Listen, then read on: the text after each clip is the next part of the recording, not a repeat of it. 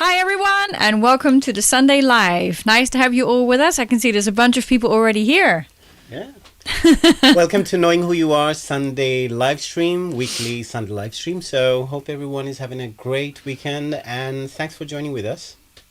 And yeah, Esther can carry on with welcome messages. Welcome. We had a very nice live last week, actually, with a lot of interactions and really nice input. And we have a very special subject today, which can be seen in a positive way. I guess in a negative way, you can see it any way you wish, it's really. It's a very positive thing as far as I'm concerned, because I feel that it's really important. And when I disclose what we're talking about, then you'll know. So before we start, first of all, as you know, people who are joining for the first time, it's a podcast, Knowing Who You Are. And you can watch all the videos. Everything is on YouTube, on our YouTube channel, Knowing Who You Are. And also there's an Instagram, but mainly is the YouTube channel and also Apple Podcast, Spotify, and Amazon Music. But we have a website as well, which is knowingwhoyouare.blog. That's where you have all the videos, interviews I've done so far, new interviews that are coming. They're getting ready and to be put up on the website. And also the live stream we do, you can listen to it or you can watch it, however you prefer. So you can do that one. So yeah, that's what Knowing Who You Are is all about. And you make it special every Sunday when we come for the live stream. We look forward to it, to be honest with you. Yeah, it's true, isn't it? Because there's a lot I learn every week. I mean, from you, and at the same time, by interacting with you, there are things I feel like, okay, I can do it this way. And it helps me improve every week, to be honest. And it's a work in progress all the time to work on ourselves. It's a everyday work. And Selena is saying, oh, nice, sweater, glittery top, Esther. Yeah. Yeah, I mean, it's a lot more glittery than you can see on camera. Yeah, it is. Yeah, thank God, because it sparkles like crazy. We were worried it was going to. It's actually nice. All right. And thanks, Elena. Thank you. So, people who are joining now, you can let us know who you are, and also we can talk about the topic that we want to talk about today. The topic. Yeah, the topic. Topic. So the topic for today is regret. So I think it's very important. We don't get to talk about this, and I think it's an opportunity for myself as well, because sometimes it's really hard to talk about regrets, because the moment you start talking about regrets, you have to take responsibility for the things you haven't done or you have done. And we still have time, to be honest with you, so that's the best part of it. And you don't want to be one of those people who at the age of their 80 or 90, if they live up to that age, suddenly realize that they wish they had done those. And mostly there's a documentary, you probably have watched it too.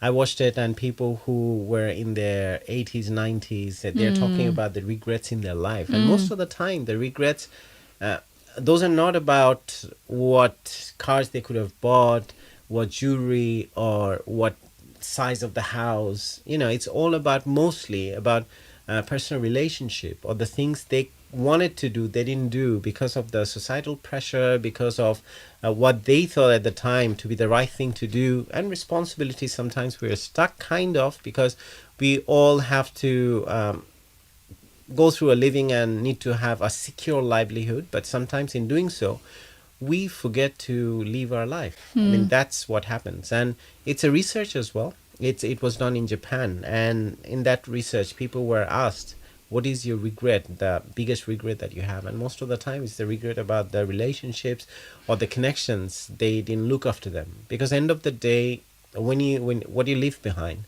you go, you don't take anything with you. Those are the things, people who sit next to you, and people's lives whom you have made some difference to. So that's what's more important.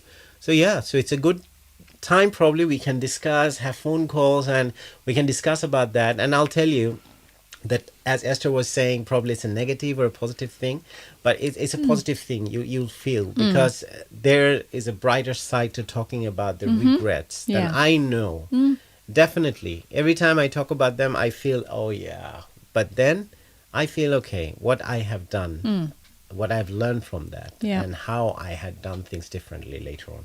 So it's very important. So it would be good to hear from you all. Oh, Suana's there. Hey, cute couple. How are you guys? I like the little guitars that go with it. Yeah, that's really. So you can answer that question.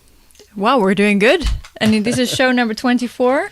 Yeah. We still love doing it. We love it more and more every time we do it. I believe, we'll keep on doing it. Let's see. I mean, no matter what, the thing is, main idea is to be in touch with people, interacting. And as I'm saying that, it's all about learning. And I believe in growth, and it can happen every day. So that's very important.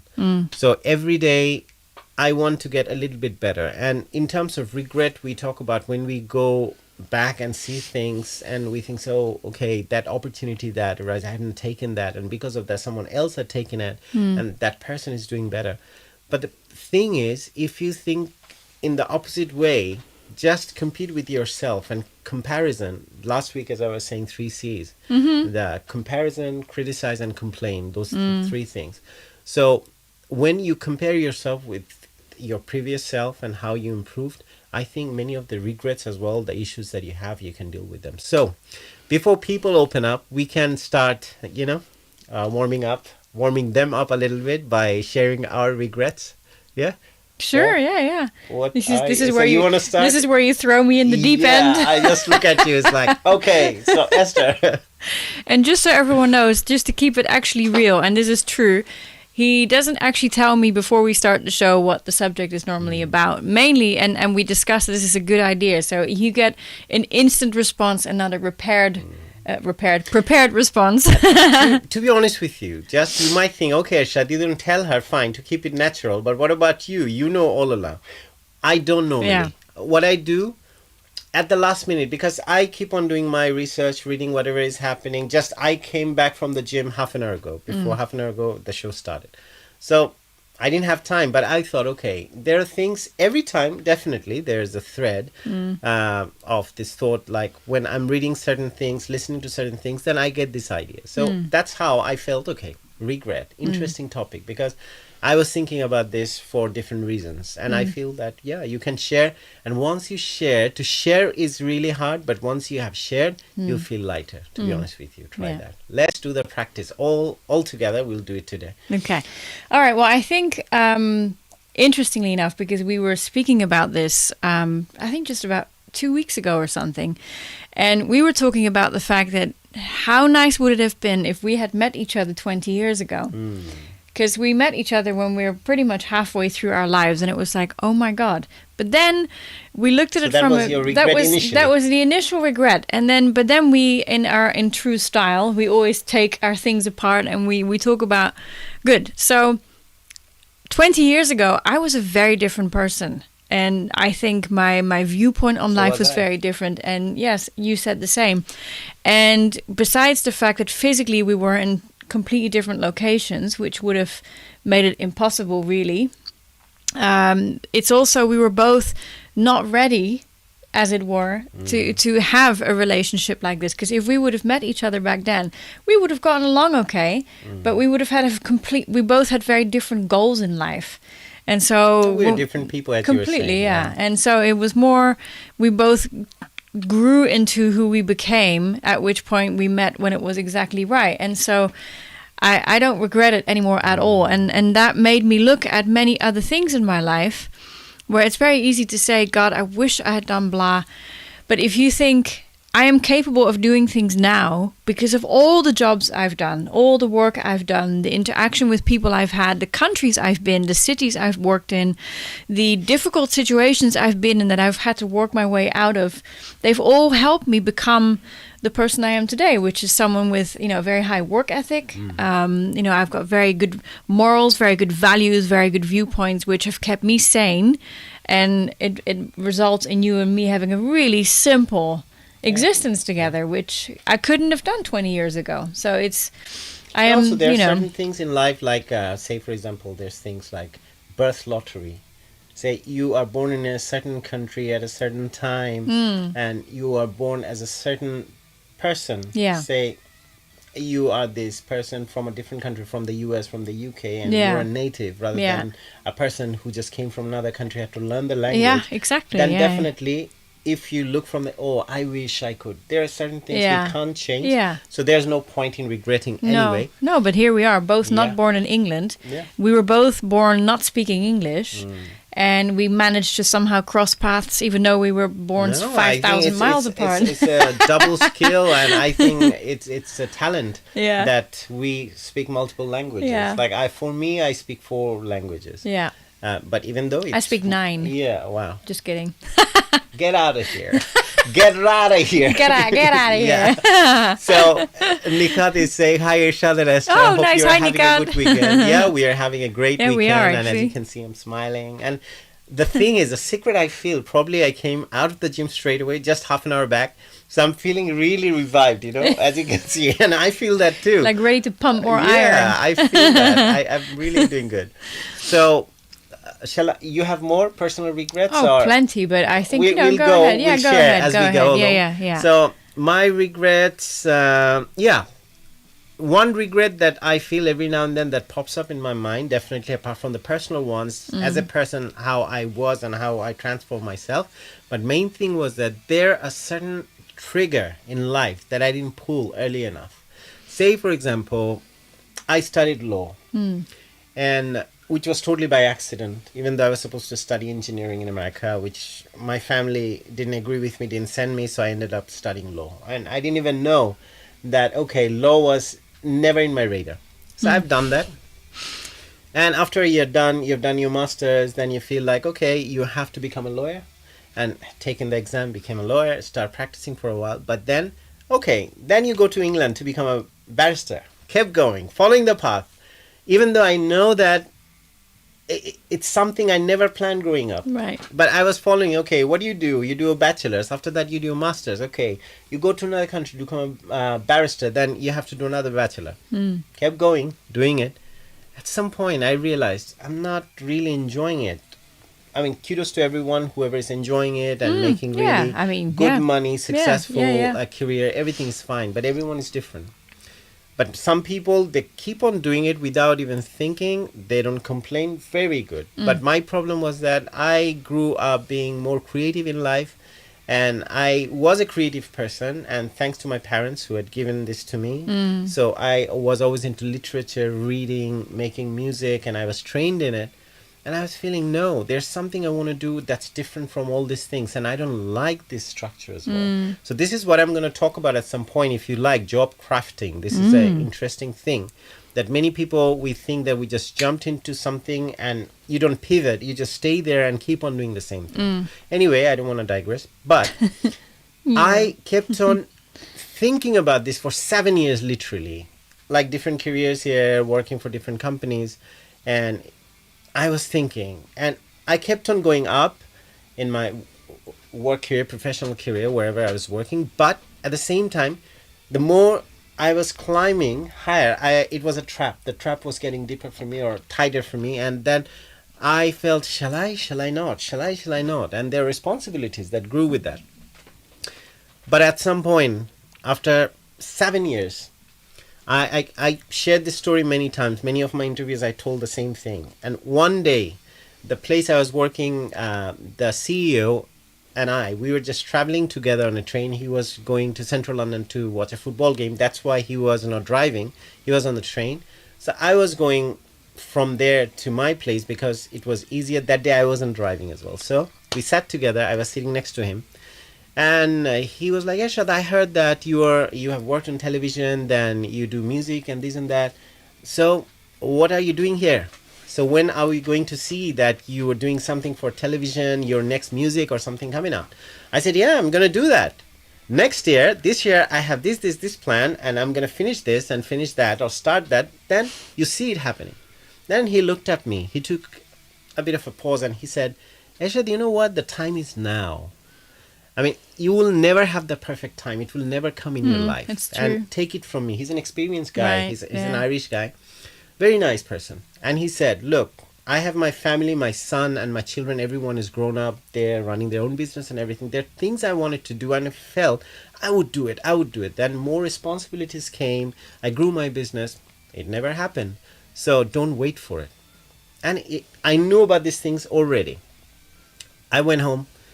And straight away, at 3 o'clock in the morning, I woke up. I couldn't sleep that night. I started applying for universities to start a completely new career and to study something. Oh my God. I started applying for music technology and everything. So, and I applied 5 universities, and it wasn't the time. I was on the waiting list, kind of, and they call it clearing or something. So, and then I got accepted in 3 uni, but it happened in 3 days, I think, because they had to do it quite quickly because it was beyond that deadline. So I was at work and I went to my car during the break and I sat there and I said, wow, I got accepted. And then it was my choice which one I should go for. But anyway, to cut the story short, that's how I started. And to be honest with you, from that day onwards, many people were surprised, even my family members, friends, they were like, Ershad, what are you doing? Many people made fun of me too.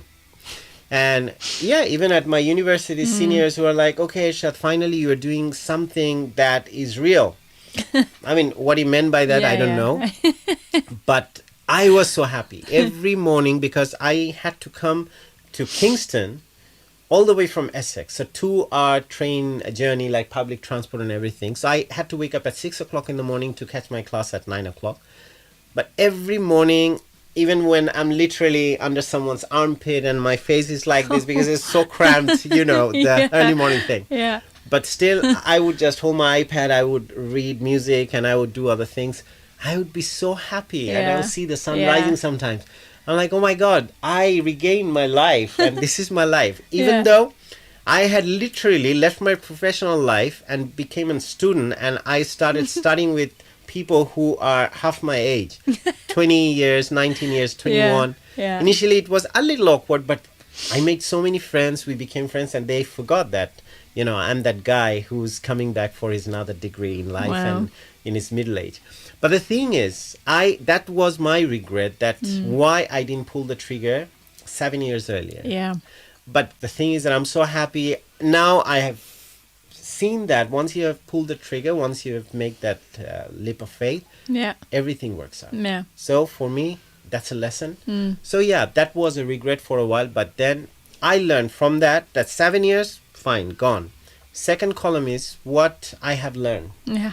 I have learned not to wait on something if you don't like and it doesn't make you feel good. It's only one life you have. Do it. And what I have done, so for my masters, when I'm doing this second masters basically, or third, so I started electronic engineering masters, but then within a year I felt that's not for me. I shifted to neuroscience.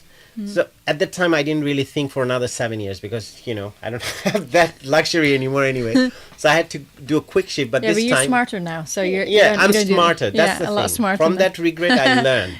So that's what I'm saying. That's the good part of the regret. And if anyone has to share their interesting stories, please. We are all ears. We want to listen to that.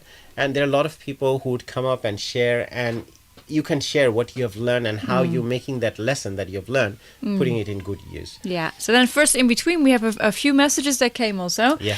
Ramadan Mubarak to all of those who are celebrating this. Yeah. We were in East London yesterday and we saw a lot of people that are in the mood, in the moment, just as the sun was setting. The party atmosphere was... You could feel it. It was wonderful.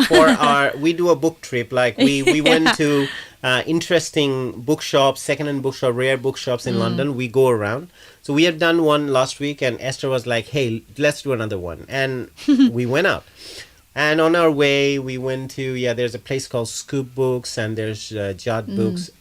Amazing places. I got some books as well, and it's growing. Behind me, you can see that. God. We are planning already to get another shelf because if you would see this, I can hold it. Yeah, we have 1, 2, 3, 4, 5 huge piles of books, and we have a big bookshelf in the living room. Yeah, it's my studio. I'm creating that, so it's growing. I mean, I can't control it anymore. So that's the thing. So coming back, I thought, okay, I feel like going to East London, and probably since Ramadan started, so we should have some, the treats. Yes. Piaju, beguni, and everything. So and good. Syra's gonna share a lot of the things that she's cooking probably today. Yeah.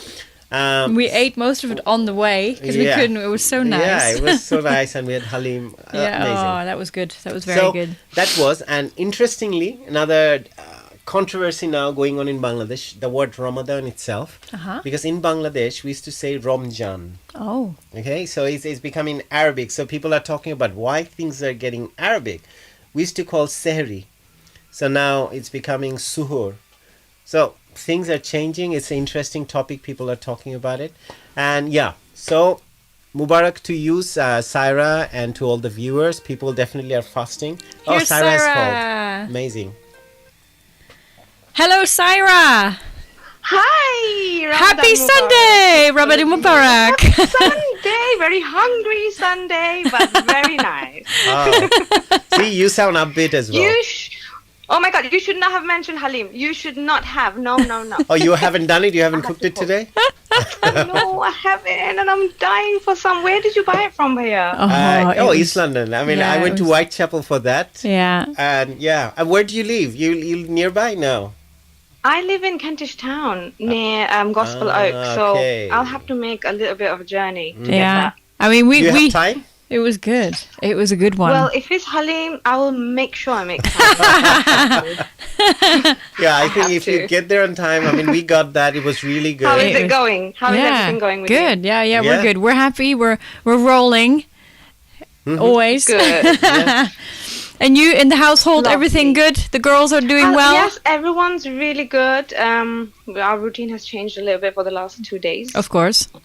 Because of Ramadan. Yeah. I'm actually making iftar right now. Exactly. Ooh. But I was just asking, I was just about to ask you this question that I didn't hear any sizzle. You know, piaju being fried and some beguni and, you know. Yeah. Basically, I don't eat fried food Good. for iftar or any time, to be honest. Good. But my husband, he needs to have his traditional fried iftar. So we have 2 different types of iftar at home every day. Nice. I'm going to share a guilty story. I mean, once you have finished, I'm going to share. It's a very funny story. Go ahead. I think it's ready. I wanna She's know. ready now. So, what happened during the time when I'm so fond of this piaju, all this fried food, because they are the delicacies you get, especially in Ramadan, but normally throughout the year, some people make it anyway. So what I used to do, I was in high school back in the days I'm talking about, so in Bangladesh, so mom would make it and she would serve them on table. Say the iftar would be around 6 o'clock in the evening or 6:30 and it's 5, right? I haven't eaten anything throughout the day. I was being a good boy. And by the time it's been served, it's 5:30 or 5:45, 15 minutes left or probably say 20 minutes. I couldn't hold myself. I would just pick some. I would go to my room and lock myself, and I would eat them, and I'll come out as if nothing happened. Oh my God! You did? Oh my God! I've done multiple times. Oh my God! You're confessing live on air. Oh yeah! I mean, you know, you have done. No regrets. Did you ever get caught? Oh, never. No. Because I would feel guilty. You better pray they're not watching this. I would just come out and I would look around and I would see everyone is hungry. That's the only thing that would make me guiltier. Because everyone is doing it and I'm here. I've eaten already secretly. Even though I had 15 to 20 minutes just to wait because I couldn't. I'd given to my greed. So, the greed, I lost to it. And then these people are still hungry. And I'm just sitting, and then I would join. I would just pretend and wait for, the call to prayer, azan. And when it happened, I'll just break it. I'll feel such a hypocrite. Oh my God. I was like, oh my God, I'm doing it. And inside I know that I've done it already. It's the Halim reaction. You can't do anything about God, that. Oh my this is so God. funny. I mean, the only unbearable. reason why the Halim was not gone while we were on the train, because we didn't have cutlery. Honestly, the whole thing would have been gone. It would have been eaten on the That's train. probably the first thing that would be gone. It was so nice. It was really good. Yeah. It was about 100 yards on the right of Whitechapel Station. It's Ponchokana. Ponchokana. Oh, I am gonna remember this because I need some Halim. Since morning, whoever I'm talking to, they're talking about Halim. The Halim is calling me. Oh God! And I have a Pakistani friend. I mean, she's quite elder. She's a commander in Royal Navy. So we've been invited to her place once, and then it was during it wasn't Ramadan, but she cooked it anyway because she knows I like Halim. Yeah, it was our engagement the style party. of Pakistani cooking, how they do the Halim. Why are you doing this to me? The meat, it's so soft. It's just coming off. And the sticky Halim with the wheat. Oh God. I can't Oh, take no, this this anymore. is funny. You do realize I'm so bad, I know. I haven't changed. So what we'll do one day when we do the Knowing Who You Are get together, I think we should just have Halim at the get together. Yeah. We do that, you know. Yes, so definitely. I'm so on it. And we need some jalapeno next to it. Yes. Oh, and I can give you lots and lots of details. Oh my I God. will Yeah, spare please. you. At least we can know. I can't leave the show now, but we can pick it up later. We'll pick it. We should. You know what I did? Another story. Oh, Last year. Another confession. Here we go. No, it's not a confession. It's a nice one. I went to Bangladesh. Oh yeah. So it was Eid. Esther wasn't there in my life at the time. So I went back and Abu picked me up, my dad. He picked me up from the airport. So it was during the Iftar time. I think already probably 15-20 minutes past. The Azan happened. People had their Iftar. But I was coming from the airport in Chittagong. You know that. So it's a fair trip, a long journey. So it takes nearly 1.5 hours with the traffic and everything. So we are waiting everywhere every now and then. But then I asked Dad, I said, that's the first thing. I landed in Bangladesh, right? And that was the time around like 7:30. So I said, I want to have Halim. Can you stop somewhere? And he was driving and he stopped, the poor man. And he stopped few places, but nowhere there was any Halim because everyone was giving me very, hard look. What are you looking Halim for now? I mean, why do you need it now? Iftar is over. But anyway, he said, okay, remind me tomorrow. I'm going to get you that. So I'm telling you that how much I love Halim. Yeah, no, I can see that, that you're the Halim monster because first of all... Halim monster, nice, I like that. And then you land and the first thing you want is Halim. So you definitely are the Halim monster. That is funny. And my friend in America, Mohammed Chaudhry, he's saying my wife is cooking Halim at this moment. Saira. And look, and Hassan... What a shame for me. I should have cooked Halim today. I'm definitely doing that tomorrow without fail. Yeah. Oh my God. We want a picture. And Hassan Sarwar, he's saying this show is making me more hungry. 1 hour to go. Oh my God. Hassan, don't do what I did in my high school, please. No. Oh my God, it's so funny. Oh my and God, I can hear Saira. Yeah, you're chopping. We can. Oh yes. All the piaju and everything is in process right now. Oh, that's funny. So I learned two things to make last year: piaju and beguni. I've learned that. Oh, that's fun. Okay, so here's what just happened. So we have Mohammed Chaudhry who's saying, my wife is cooking Halim at the moment. And then Hassan Sawar is saying, my wife makes really good Halim. I just requested it for tomorrow. Ooh, it's a Halim party. Oh, God. Oh, my God. That's very funny. I think we should stop talking about food because everyone still has time to go. Now, you know what? You'll get a special place in heaven. Yes. Because the resilience. Yes. Despite all the conversation on Halim and I'm the monster, the shaitan, the Satan. So I'm the one who's talking about all the Halim. Well, I think you're going to go to heaven now just because, you confessed to the world on social media. To the world, yeah. That's taking responsibility. Just 15 minutes before, I was supposed to break my fast and I had. Oh my God. Oh my God. Before I go, I'm cooking luchi and dimmer halwa, if you know what that is. Ooh. Dimmer halwa. Yes, I do. Yeah. Absolutely. I'm going to just finish it, kill it. Oh God. Anyway. That's so funny. Making me hungry. Oh God. We should get together at some point. I'm definitely sure we are getting together during Ramadan. Oh yeah. So you know what I mean. It's happening. Yeah, it will happen on that day. Anyway. Yeah. All the best. You too. Finish this off. And thank you. You guys have fun. Thank you. And my sincere apologies. See you next time. Yeah, thank you for calling as always. And we see you in 10 days, right? Absolutely love it. Take care. Bye. You too, Saira. Thank you.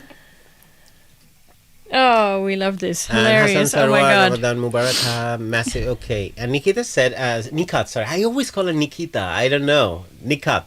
Because how it appears on the screen, it's cut off in a way. So I just read it like that. So she's saying, I had a massive debate with someone about the pronunciation of words. I personally believe that regional dialect should not be changed to fit a specific context. I agree. That's true. Yeah, I can think of that. That's what's happening. I mean, I found some of my friends are talking on Facebook. Yesterday they said, how come this Ramadan thing is coming? I mean, especially in Bangladesh. Here is fine because it's an English word. That's how we said. I'm saying that too. But when you speak in Bangla, it's Ramjan. And there's a song as well, Ramjaneri Rojar Sheshe Elo Khushi Rid. So which means after Ramadan, you have the joyous Eid, but they call it Ramjan. So anyway, things change. Interesting. Nikat says, oh my God, I love Poncho Khana. Okay, we read Mahmoud Chaudhary. Yeah, man, good luck to you. Your wife is cooking halim. Nice. I'm going to teach my wife too. And Selena Ray, the first time I had halim was in Bangladesh. I wonder, is it a dish that's specifically from a particular place? I think it's not our food. No, it's originally somewhere from Mediterranean probably, and also, I don't know, because Pakistanis, they really do good halim. They know how to do, They absolutely. really do The one good. Durana made Selena, that day. do your research, let us know. I cannot Google it now. And Hassan Sarwar, my wife, makes really okay. We read that. Oh, Shifat. Hi, Shifat. Thank you for joining. Yeah, now Shifat coming with another thing. My husband's side got me into halim. I never knew what it was before marriage. Yay! Shifat after a long time. Hello, Shifat. Hi guys, I missed you. I'm sorry I've missed the couple of last weekends. That's How are you fine. guys? Very well, thank you. Thanks Very to well. Ramadan, everyone has to be at home at this time. Yes, this I is know, true. right? And I think we're doing a service. Say we can keep you distracted. You don't think about food. We are supposed to do that even though I we're not doing know. it. Except we're talking about Guys, food. you know all this talk about halim. Yeah. It's just making me feel so hungry. And Bhaiya, you know my husband is half Bengali, right? He's half Hyderabadi. And it's when I went to India that I first found what this magical halim is. And since then, I've never turned back because I just love it so much. Oh, yeah. Which one do you make? Chicken, mutton? Well, I don't. He does actually. The lamb one. Oh, lamb one. Very And the meat nice, one as yeah. well, yeah. So, But I do you actually have found that? I never found it in Bangladesh. I found it in India and then found it in a restaurant here as well. Wow. But I thought it was a Hyderabadi specialty. Is it? I don't know, but Not sure. I know. I think it's deeper than that, probably, but definitely in subcontinent we got in India and Pakistan, and later on it was passed on to us. But it's definitely not Bangladeshi. I don't think so. Definitely not, isn't it? Yeah. Because I haven't seen it in South or North because I'm from the two ends, isn't it? So I have not seen it. No, but you Wow. get them. I mean, Bangladesh. When I was growing up in the 80s. I mean, we had 30 days. It was a thing. My dad has to bring halim. So either it's chicken or mutton. Nice. So yeah. That's so lovely. And we used to try different shops and we know, okay, this shop does a better one, that one is a bit spicy, this is a bit this, that's a bit sticky, you know, a lot of things. Yeah. But so you have halim on the menu today? No, but yeah, I have chana and kisuri. Oh, that's nice. Typical. And then I have some kebabs on the side. Nice. Trying to be healthy. So Kind of. talking about regrets, these are the regrets No we can... fried stuff today. No fried Okay, stuff today. great, Good. great. Excellent. Yeah, I don't know if I can get through Ramadan without having fried stuff. I mean, I shouldn't, but it's really... yeah, I mean, that's what makes it special as well, on top of everything. That's true. good. Yeah. Because most of the year we don't really have fried things, I guess. Yeah. So Right. it's quite nice to have it. But do in you the get totally going to food coma or something? Because I used to have that growing up. Oh my God. After iftar, I would feel like I 10 don't... minutes and you feel full, isn't it? Yeah, I don't feel like doing anything. I didn't do... I would be like, okay, I just want to lie down. And especially, I think all the fried food, the oil and everything, I think that does to you. That's the main reason probably. And also, after the whole day, like probably 12, 14, 15 hours of not eating and fasting, and suddenly you just hit with all this, the sugar level goes up and everything, and you're like, okay, I cannot. Okay, yeah, so true. So, And you know, your confession story made me laugh because when I was a teenager, yeah. I was like fasting, like speech marks fasting, and then I was so into this crisps at that time called the Monster Munch pickled onion. I Oh. would keep it, I would munch on it, and then I'd pretend like you to come out for iftar. High five, Shifa joined myself. I wasn't the only one. Thank you. Oh, that is funny. Oh my God. But then I felt bad because my mum and dad used to be fasting, Yeah. and then I'd have munched on this Monster Munch and then come out of my room, But I and I'm used to pretending feel... to be all good and pious and Yeah. starving, you know. That's the worst part, was that to feel that, oh my God. I mean, I was younger. I was probably, Yeah. 14, 13. But I used to feel such a hypocrite that, oh my God. And I'm pretending. I'm lying. Yeah, It's you like feel you're lying, bad for right? it. I would sit there, look everyone's faces. Do I look like that I've been fed? Because by the time I probably had a few piajus, few begunis, and definitely from the table, it had gone. I mean, the level. It's like there was a pile. It has become flatter now because it was a pile. I've taken the top. Anyway. Oh God, that is very funny. Yeah, that is so funny. I bet you your mom actually knew because she's the one. The numbers. Trust me. She's not. No one. Oh wow, no one. that's so funny. Yeah. That's such a cute story. Well, you have done that too, so you know. Oh you know my my God. pain. I know how that feels. Oh, thank you, Shifat. Thank you. So, Shifat, what's your regret in life? I mean, we are talking about regrets today. So I shared one of mine. Esther has shared hers. But what's the brighter side of regret? And what did you main learn thing. from it also? What do you learn from it, and how it had helped you do things differently later on in life? What's my biggest regret, Bhaiya, to be honest, is not going forward with my singing much. Because I don't know, since a young age I love singing so much, and people did encourage me, and then I just got into the education side of things and completely forgot about the singing. And then recently, do you remember when I got in touch with you for my sister's wedding? Yeah. And then I got that Josh back in my life of singing. I went ahead and made that page on my Instagram, and I just enjoy it so much. And I've had a few events where I've sang, and it just makes me feel so free and happy, and how that feels, right, Bhaiya? So what's the takeaway? What have you learned? So I've learned that I should have listened to my heart back then, and not given to the pressure of society, basically, I think, to be honest. Exactly. For the future, I mean, you can use that. That's the main thing about regrets. I mean, it would make you feel uncomfortable talking about it initially, but if you use it properly, you see the possibilities in it. And that's when there's a possibility that you can change it for your future, any decision. It's not about singing, anything. When you feel like doing something and it would make you happy, that's the thing. It's not about the pressure that, okay, I have to do it because someone so-and-so has said that I have to do it. You have to dress like that, you have to talk like that. But the main thing, if that makes you happy, do it. We just have one shot at life. So true, Bhaiya. And I really will teach this to my children. Now that I have a second chance with them, I'm going to tell them just to go with what their heart is telling them to go. Yeah. No, Plus, you are still young. You also still have a big life in front of you as well. It's not, you know what I mean? Thank you. Absolutely. Absolutely. Oh, Shifat. Selena is asking, Shifat, are you Sylheti? I'm half Sylheti, yeah. Yeah. My mom is from Sylhet and my dad is from Khulna. Yeah, I love how that's you say awesome. your dad's, how you copy your dad sometimes. no. What was the thing he says? That was a popular thing you shared Oh, with he says, what did he say, Bhaiya? Oh my God, what did I forget? I'm fasting. I'm actually reading today. He says AJ. I think I'm it's AJ. Or something like this. Yeah. Eito. Eito. He says Eito a lot. Yeah. Yeah, something like this. Yeah, we're still waiting for him to come, probably say hello to him I one day on know, the he podcast. should. I'll try and get him Once- this Ramadan. Probably sometime. during Ramadan, if you visit, we'll definitely catch up with him. Ershad Bhai, more than my dad, my mom would love to speak to Oh. you. She was like your biggest number one fan. She I'll used to watch definitely every sing show for her and on that record day. it. So funny. Oh, And I no, remember definitely. when I first got in touch with you, she thought you were coming to my sister's Mendi. Mhm. And she was so disheartened when she saw another two guys and not you. Oh, my God. Oh no. I would definitely. know. I mean, definitely. I know That's you were why. busy that It's time. more I of a reason. remember. But next week, well, if you can manage to get them into the live show, then he will do a song for her, right? Oh, yeah. Oh my Yeah. God, yes. Yeah, I'll do absolutely. it. Saint. And then No, we'll that's prepare okay. for it. We'll prepare for it properly. Oh, that'd Yeah, be you let me know lovely. beforehand. Also, probably one of our favorite songs. If I know, I'll Yeah, definitely. I'll message you beforehand. Yeah, Yes, definitely. please. That'll be So so nice. I'll do it. It'll be a my God, surprise that's for such her. a nice idea. I'll do Yeah. it. I'll do it. I promise.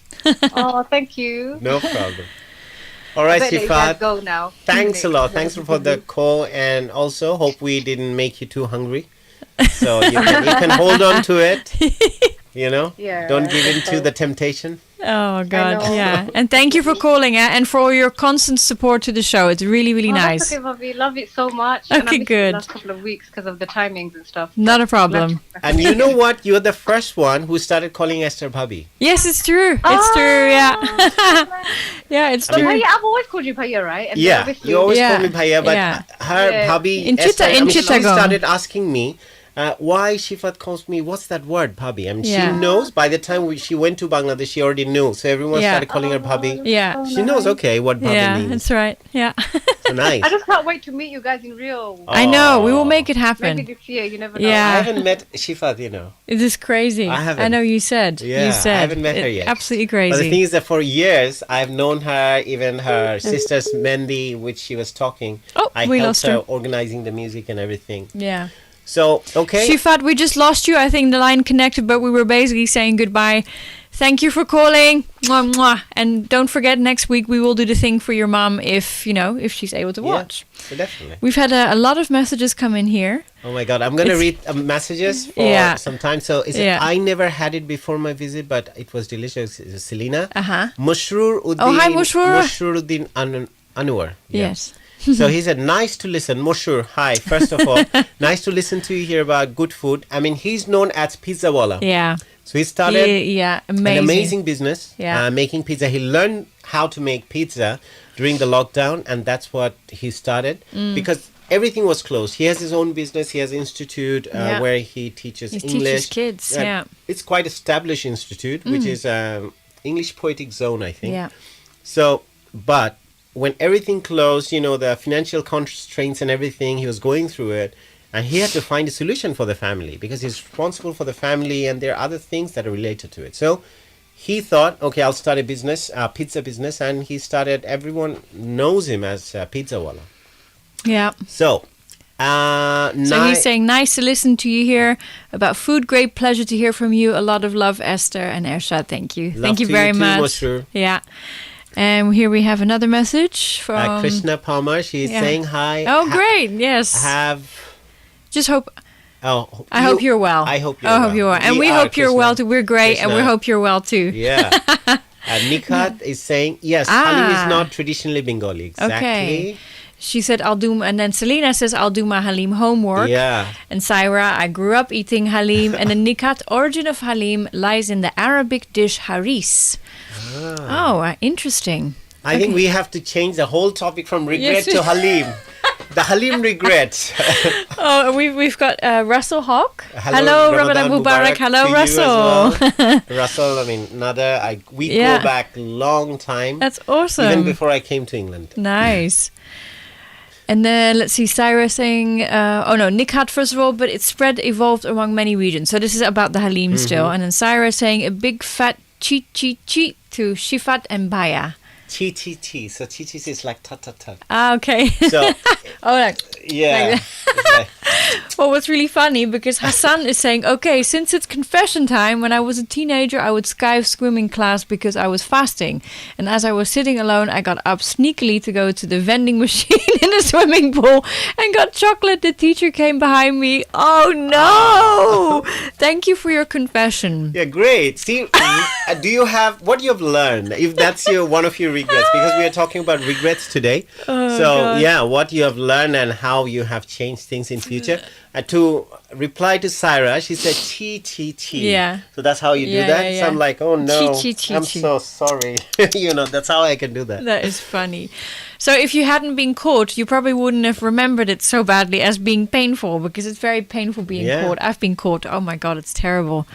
And we have, this is in Manik. So Manik is saying Ramjanul Mubarak. Ramjanul. So Ramjanul Mubarak. Nice. Yeah. So that's the word in Bangla. Yeah. Okay, good.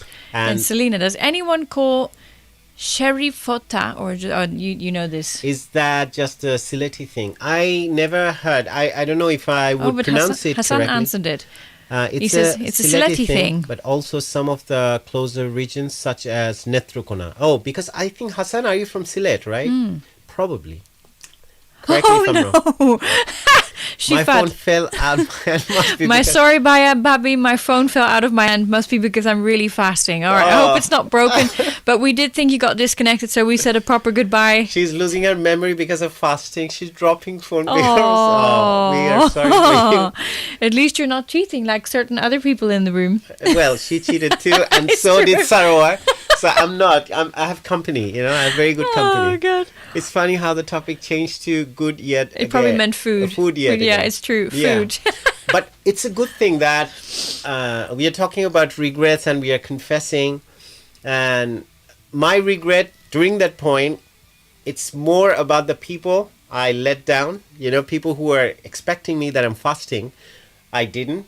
And also, I was feeling like a liar and a hypocrite. So if I talk about that regret, I learned definitely, it's better not to do things like that behind people's back and pretend that you haven't. And you have experience with me once there was a thing, probably I won't share it now, but if I had to say something which is not true, how bad I would feel. Oh, yeah, absolutely. This is important. Yeah. So we make a point of that by being just super open about it. I regret any time I had to do that in life because that's a lesson I had to take. So if you ask me, Ershad, just 15 minutes before you break your fast, if you had secretly broke it and, you know, you stole some food from the table, locked yourself behind closed doors and just had those food, came back, and pretending that you're still fasting, then definitely those are the regrets that, no more lying. So Hassan Sarwar, no, I'm from Noakhali. Okay, but my wife is from Netrokona and all my friends are Silati. Okay, nice. And Hassan is in London as well. Okay, good. So amazing. I'm enjoying this conversation so much. So very funny. We had heard from Shifat about her regret. So Nikat is still there. Sarah would like to share probably, and then Selena as well. And Hassan, did he share? He shared. No, he shared the secret story. Yeah. You know, Hassan, do you have any regret that you still think about if you go back? And then, like I shared, I'll share. There are a few more as well. Definitely, you definitely have a few more. But what we have learned from there, I mean, as humans, we can't help it. There are things we cannot always do things right. There are things that would go wrong. And that's the time, I think that's the moment of growth. If you can learn from that, if you see the possibility of growth there, and if you can correct yourself and do things right the next time. So, people, it's a good thing as well. I'm really happy that all the listeners, they're really quite healthy eaters. They're not having no fried food. Even though I made a point from the bookshop because we were both in Russell Square. From there, I said, okay, we're not too far from East London. Let's go to Whitechapel. And we went to Whitechapel because it doesn't happen from Kingston to Whitechapel. It's quite a fair journey. So we said, we're nearby. Let's go there. Esther was waiting outside. I was just speaking. I said, oh my God, there's so many options. Which one I should go for? And came home. Oh no, we didn't. Apart from the halim, everything was finished. Everything was eaten. And we would have eaten the halim if we had cutlery. Yeah. I was looking for the cutlery as well. It's like there's only so much you can do with your hands at this point. So it's really nice conversation around the idea of regret. So since people are holding back, they're not sharing. I'm sure they're warming up. They will. I know people are busy cooking, and also Shifat is a little weaker today. Probably her memory is not serving her, thinking about the regrets from the past. So she would come and share with us. It's only been a few days, so obviously after a while you get used to it. Day. Is it the first day? I thought yesterday was. Yesterday was. Oh, it's the second day. Sorry, So it's been. I guess once you're in the routine, your body also gets used to it. My father was saying, I've spoken to him. I was talking to him, and he said, I really can't because he needs to have his medicine, and he's not that strong anymore. So he said, I'm not sure if I can carry on. I mean, I understand. That's really important, and that's what in religion. That's what it says, that if you can do it. If you're physically fit to do it, do it. Yeah. It goes for Hajj as well. Same thing, that pilgrimage. Same thing. Yeah, makes sense. So, coming to your next regret. Well, I was actually just thinking about food.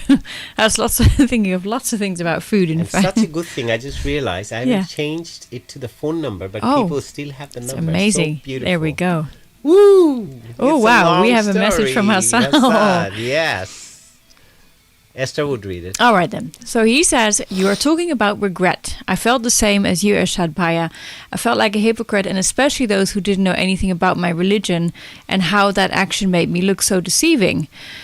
I think what I learned from that was that honestly to ourselves is something that ends up making you more respectful person in society. My second regret is that I did not for a long time really follow my passions, but tried to please people around me. A great lesson I learned from that is that following our hearts and putting faith in our own abilities, even when everyone around you doubts you, makes you grow as a person. I fully agree with that. I mean, that's my story is all about. I don't know if Hassan had heard that, but the story I shared about my regret that I haven't pulled the trigger of the change from my change of career and whatever I wanted to do in life, I didn't do it. Like I pulled the trigger. I took 7 years to do that. And yeah, because I was thinking about, oh my God, can I really do that? Can I stop doing it? I mean, if I have followed this career path and also what I've studied, if I don't do that, don't practice it, I kept on making wrong decisions based on that. And every time I was getting a little bit unhappier, to be honest. Every time, because you're not following your heart. And I thought, okay, let's do another master's in law and let's do this one. This would make me happier. This is what I have to do. But every time I felt trapped because that's not what I want to do. And I wanted to do the other things, and that's where I am now. But it took me some time because especially when you're coming from a different country, especially you need to establish yourself, get settled, and then already you lose a few years here and there, which you wouldn't. Say, for example, a 5 to 6 years time, you need to establish yourself in a new place because you're starting from zero to be honest. But that 5 to 6 years, if you're in your own place where your roots are, where you have everything, you would have grown so much. So it's a great thing. And I feel that, it's very important for anyone you don't want to have the regrets. And I started telling myself, I don't want to have the regrets in my deathbed, thinking that, oh, I wish I could do this. I could sing a bit more. I had my lessons. Why didn't I practice? Why didn't I investigate that discipline of study a bit more? So, and I'm so happy. The friends I made when I went for my second degree in music technology, I made such good friends, and they're all friends for life.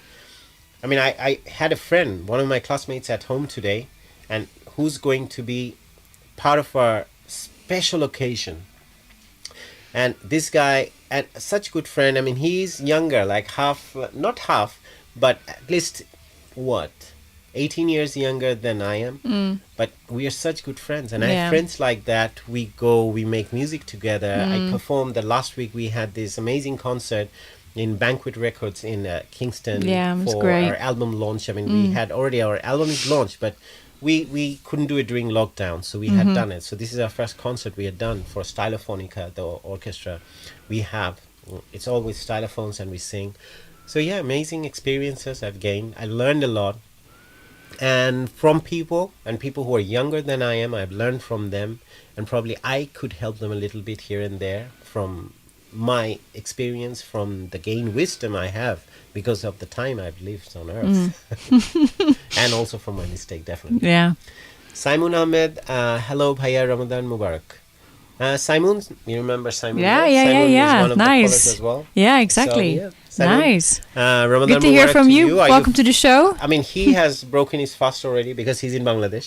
Okay, good. So it's, what time is it there? I think it's 1 o'clock, is it? I'm not sure. Someone let us know. I think in Bangladesh it's nearly 1 o'clock. I think. Yeah, so it's good to see people in Bangladesh tuning in and giving us this phone call. Yeah. So I'm asking people, and the phone number is there. If you want to call us, if you are not in England, one way you can do that, any part of the world, use your WhatsApp, and it's 00447 308 192 908. And we already had Shifat, amazing call, and we also had Syra.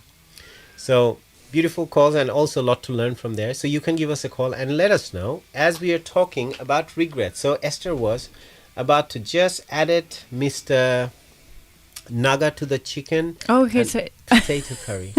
Mr. Naga. What's Mr. Naga? It's kind of a chili. Oh, I see. So it's very hot, and she had added Mr. Naga to the chicken and the potato curry. We're back to food. You're having potato curry and chicken. Okay. Sounds good. Don't regret that spice because it'd be very hot. Yeah. Ooh. Oh, cool. Look at that. Hassan says, someone that impacted me hugely when I was at a turning point in my life was Batubaya. Yeah, I can imagine. I was visiting Bangladesh and had the honor of spending some time with him. He asked me about what I was doing. I told him I was planning to be a doctor. Somehow he knew I wasn't really into it. He said one thing. Oh, you're going to have to say that. Hassan, তুমি কি তোমার জন্য doctor হবে? I know how creative you are. এটা দিয়ে কি করবে? Wow. Such Bachchu bhai, I mean, all due respect, I mean, I have the fortune and the privilege of being around him a lot. And during my formative years as well, I had always been, I mean, every now and then on the phone with him. I've spent time with him. Even like 3 days, just for 3 days, I went to Bangladesh just to be with him. I made a pedal board for him. That was the first pedal board in Bangladesh I've seen at the time. And I have a video, I'm going to share it one day. And what he did, I still remember, he went to the airport. He was like a child. When it comes to any gear, musical gear, he would be like a child. He would call me up. Every now and then I would receive phone calls from him. 7 o'clock in the morning, 6 o'clock in the morning. Bhaiya, তুমি check করবা এই নতুন processor আসছে তুমি একটু প্রসেসরটা check করবা then I would say bhaiya why would you need another one you have this and then no he would make an excuse like you can never have enough guitar you can never have enough processor but I said one day that he's one of the guys who had shown to people in Bangladesh all this amazing gear that are lying around and now things are coming out so fast. But he has spent so much money just buying new gear all the time and experimenting. But he's one of the examples, bigger examples, that in life, whatever you want to do, you show up, you stay with it, and you become successful. Because for him, he had risked a lot. Right. His father had kind of driven him out of the house. Mom was the one. He would come after all the gigs he used to do in his young days, and she would sit and wait for him. She would secretly open the door, let him in, and she would keep some food for him. Oh my God. But dad would be like, no, don't serve him any food because he's not studying, he's not doing this, what we want him to be, like a doctor or something. Amazing. But Bachchu bhai, I had learned so much for him. He would share many of the personal things. I've seen him going through his joy, his pain, his grief, like being on him while he's driving, and I was sitting next to him, and he shared things that I learned in his life that he also had regrets. And like he said that, Ershad, I feel that, bhaiya, if I had done that in my life, it would have been even better. But I have to carry on with it. I'm stuck now. I cannot do anything else. Yeah. And then I remember there are things he shared with me. Even one day, sharing one of his regrets, he cried literally. And I was sitting next to him, he was driving, and he said, bhaiya, I really don't know what to do. But there are things he wanted to do in life. His dream, one of the dreams Bachchu bhai had, he shared with me. And many people, I don't know if he had shared with other people as well, probably they would know. He said that my dream was that I wouldn't have to think about the daily, responsibilities of life. I'll make the money, fine, I'm responsible for other people. But he just wanted a place for his own. He just sit there, listen to music. He would have those vinyls lying around. He'll play guitar, he'll write music, and then he will listen to this music. Because he would say, there are times when suddenly I feel like I have this chord progression in my head. I have this tune in my head. Then you get out of that zone and suddenly you receive a phone call which is totally mundane. Right. And you have to deal with something that has nothing to do with that chord progression or that tune in my head. Yeah. And I have to get out of that. And he said, his word was, I don't want to live like that. And everyone who had seen him, Ayub Bachchu is Ayub Bachchu because the way he was. He used to breathe music. He used to, sleep, eat. Everything is about music. I remember probably Hassan Sarwar, he has seen him in his studio, which is AB Kitchen in Mok Bazar in Dhaka. So I remember he had this guitar, the small guitar. The time I'm talking about, I'd been there for this when I carried that pedal board. So every day he had gig. So he's going all in Jessore. Then he would come back in Dhaka. But this guy was so energetic. I was younger back then, probably by another 10 years. All the band members, they're asleep after the concert. And we are returning from, I think it was Jamuna Setu. And from there, we are returning from a concert, and it was like 3 o'clock, 4 o'clock in the morning. He's on the phone, talking to his friends, having fun. Everyone is snoring, sleeping. I'm tired as well. I'm sitting next to him. And I'm thinking, oh my God, this guy is so energetic. There's a reason. People, I don't know what they had eaten at that time, what was their diet. They're so energetic. Then we reached, I went to my hotel. He went to his place. And he said, Bhaiya, I'm going to pick you up, or I'm going to give you a call at around 8 o'clock or something. I said, okay, fine. But by the time I reached hotel, it was 5:30. Oh. And I couldn't. And he's like, 8 o'clock. Bhaiya, ki koro? Chole asho, nasta kurbo. I mean, it's like, okay, we're going to have breakfast. What are you doing? Get up. I'm like, oh, no, I can't do that. Oh, my God. And I got up. I went there. And the breakfast is ready. Then other people are showing up. And the rest of the band is there. But he's fresh. He had taken a shower. He's fresh. You can't even tell he had a gig last night. And he was the one playing guitar and singing for 2.5 hours. So it's amazing. What I have seen in my life, I'm so privileged that I've seen him that close and learned so much from him. That what you are capable of as a human being and what you can give. So yeah, that's but he was clearly doing something he loved, and when you do something that makes you I always hit the microphone when I get excited. But when you're doing something that puts your heart on fire, I've been in those situations. You just don't want to sleep because you're awake, you're in the action, and obviously there's a point where it has to end because you can't keep it forever. Like, I don't know how he could. I mean, there had a point. I think he reached a point when he wasn't enjoying the way he used to enjoy when he started out. I know that because when you have to conform to the rules and regulations and how things are supposed to be rather than how you want to do it, then there's the pressure and you don't enjoy the thing. It becomes very mundane. I think Hassan had said something interesting. He said, there was a request, brother. That's Simon. Oh, that's Simon. Okay. Yeah, there's a request. So there's a request about to come. I don't know. Yeah, we'll see.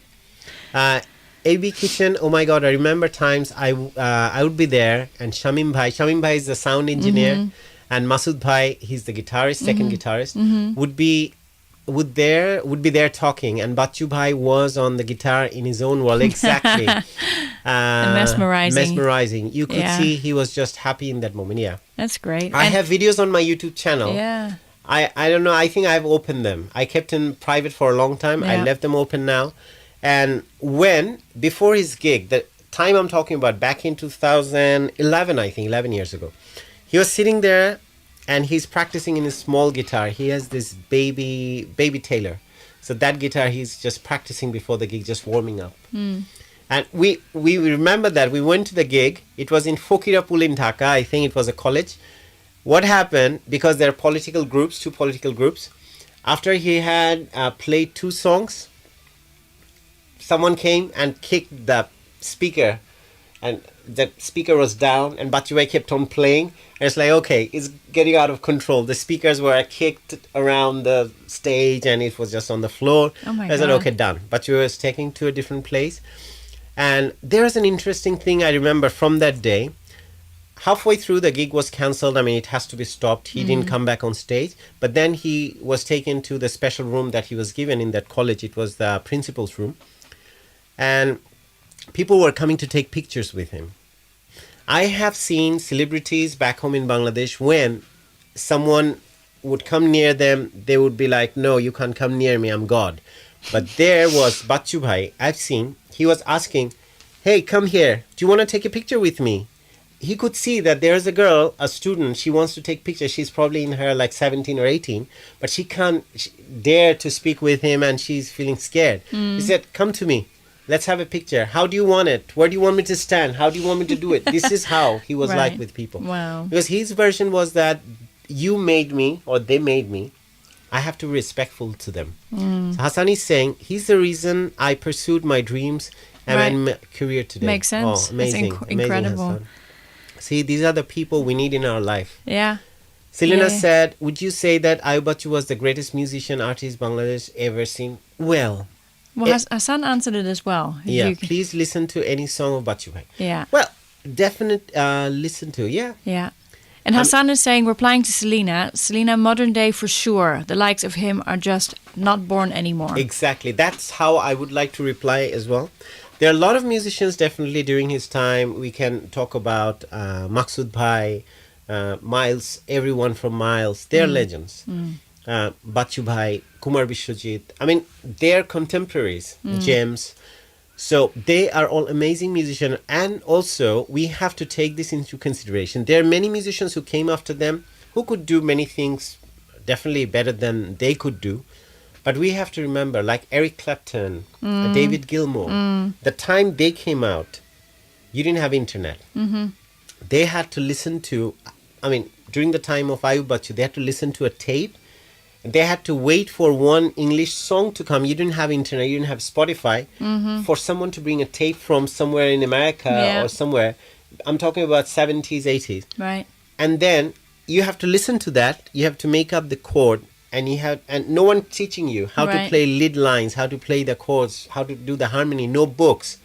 They would get some magazine excerpts from someone. Someone would bring one magazine. Yeah. Everyone would share it around. Wow. There's one record shop who would bring some vinyls from America or somewhere, and you just give that for this to be transferred into a tape, cassette tape.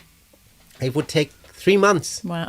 A rainbow. Unbelievable. And we had in Chittagong records. Yeah. So this is the time they grew up, when they were totally dependent on cassette tapes. They had to learn by ear.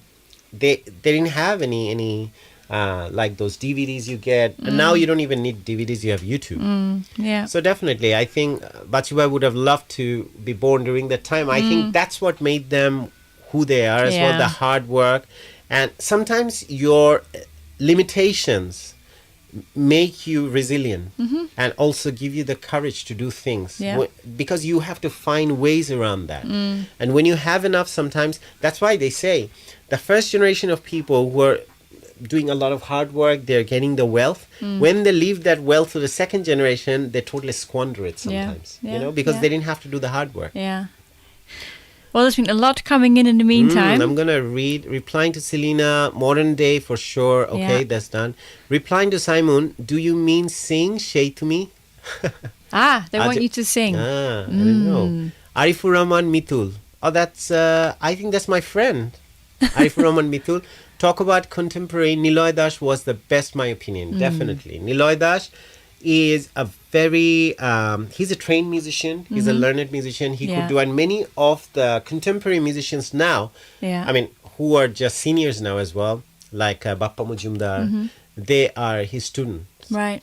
Wow. So these guys, Bappa Mujumdar is the guy, Aaj tomar mon kharap mein, and Hassan Sarwar, these guys were self-taught. Exactly. Yeah. They had no facilities. I mean, there's a story probably many people would know. I'm so glad that on the show we are getting to talk about Bachchu Bhai. Many people, you have heard it probably on TV shows he shared. So he used to share a room in Dhaka. It was more like a boarding, a hostel kind of place. So Kumar Vishwajit, he is one of the greatest solo singers we have still now at this age. Amazing voice. And Bachchu Bhai. He was in the band that Bachchu Bhai was. So they were staying in that room, and they didn't have enough money to get food for both. So they had this fried potatoes, or aloo bhaji we call it. And there was, I think, a roti or roti or paratha. Oh my God. So the guy brought that, the waiter or the room service guy, there wasn't a special room service or something, because it's just normal hotel or hostel, wrapped in a newspaper. So what happened, by the time it reached to his room, it ripped. Oh no. And it fell on the floor. Oh no. So they didn't have money to buy that food, and that arrived and it fell on the floor. So what they did, they just took the top from the floor. They gathered from the top. That's what the aloo bhaji they had. Oh no. And with that paratha or roti, I think. Yeah. So amazing, the things they have done in their life. Yeah. And then they had everything. So the modesty is there. Yeah. And good thing was that I've seen that he hasn't forgotten his roots. And also one thing, if people here who are listening to these stories, they have experienced one thing. I mean, with Bachu Bhai, if you're traveling in the same car, I remember Shopon Bhai would sit at the front sometimes, but at the back we'll have Romil Bhai and Masud Bhai, the guitarist and the drummer. They would sit behind. So it's a microbus. So it's like a van. So you have the chauffeur, you have the bass guitarist Shopon Bhai. Then in the middle, I sat with him whenever I had the opportunity. I sat with Bachu Bhai. Bachu Bhai is next to me. Then Romil Bhai and Masud Bhai on the third seat. But the whole conversation, Bachu Bhai would keep it alive.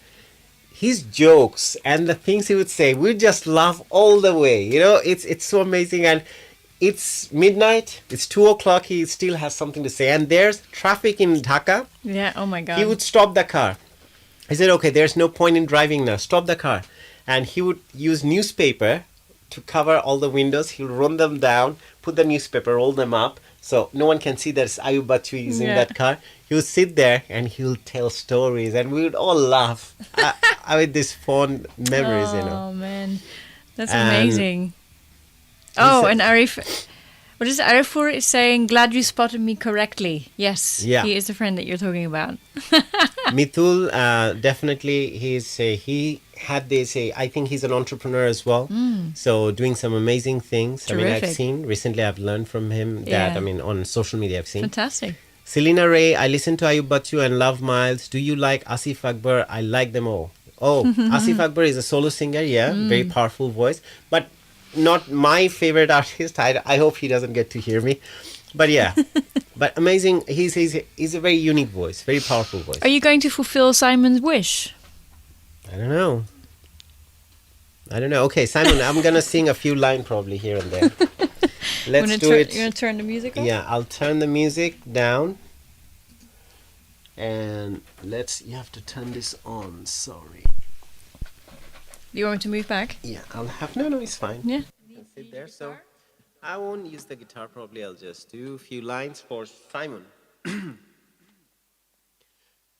সেই তুমি কেন এত অচেনা হলে সেই আমি কেন তোমাকে দুঃখ দিলে কেমন করে এত অচেনা হলে তুমি কিভাবে এত বদলে গেছি এই আমি ও বুকেরি সব কষ্ট দুহাতে সরিয়ে চলো বদলে যায় তুমি কেন বোঝো না তোমাকে ছাড়া আমি অসহায় আমার সবটুকু ভালোবাসা তোমায় ঘিরে আমার অপরাধ ছিল যতটুকু তোমার কাছে তুমি ক্ষমা করে দিও আমায় Thank you. Oh God, you just got another request from Arifur. Ooh. Which one is that? Joyanto? Could you please sing a few lines from Joyanto here? Joyanto, my most favorite from AB. I don't think I remember that song properly. No. Thank you, Hassan. Oh my God. Oh. I mean, definitely. People who love him the way you do, I do. I mean, I still remember the day I had the news that came to me.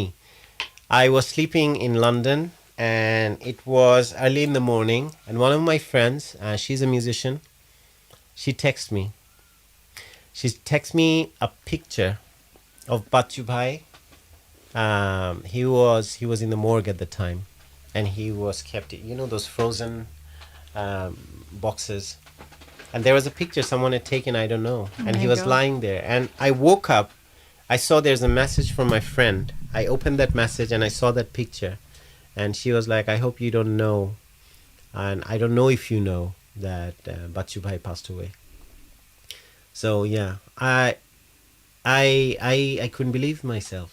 I know that he was going through a lot physically, And I've seen the last concert he had done, I've seen that he was so tired and he was pushing himself to the limit. But that news and how it happened, I mean, gone too soon, I would say. I mean, he could have given so much to the country, to our music, and he still had so much in him. And he had big plans, I know, but unfortunate. That's very sad. Mithul, I'm definitely going to learn that song for you. So probably on the next show, I'm going to sing it for you. Oh, that's nice. No, definitely. I mean, my friend had requested to me. I'm going to do it for him. Okay. And Hassan Sarwar, I was on a flight to Bangladesh and had messaged Shamim Bhai that I would be... Where's that? Did I miss it? Oh, that I would be coming... Oh, God. the messages are going Sorry, so we're fast. not... Here, do it from here. It's easier to do it from there. Yeah. I was on the flight to Bangladesh and had messaged Shamim Bhai, who's a sound engineer, that I would be coming, and also he's a manager, coming over the next day. Oh. On the plane, I saw the news on the plane. Yeah, really sad trip, I can imagine. Yeah, since you are that close to him. Nikhad, oh my God, Ershad, that song made my day. I was washing the dishes and singing. My brother was talking to me, but I was ignoring him and just listening to you. If you have time, can you sing Hashte Dekho, Gaite Dekho by Ayub Bachchu? Oh my God, you're such a Ayub Bachchu fan. Could you sing a few lines from Amare Jibon, please? Amare Jibon, is it Bachchu Bhai's song? Probably, Hassan, you would know. What happened was that I grew up listening to Bachchu Bhai, and I had done some of his songs like Kono Bhijog, those are my favorite songs, and Nirobe. I can do a few lines from them since it's a tribute to Bachchu Bhai. Let's hear it. Arif is saying Inshallah, thank you. That's definitely I'm going to sing for Arif. So I hope everyone can listen to me. And what song was that? There's one song, yeah, Hashte Dekho. Yeah, I should have some water.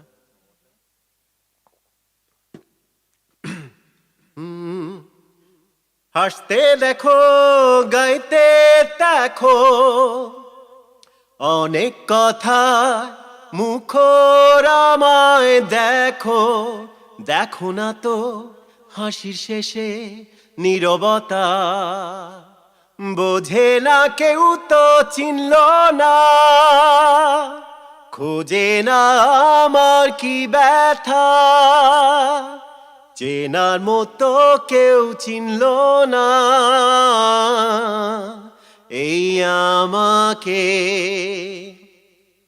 বোঝে না কেউ তো চিনল না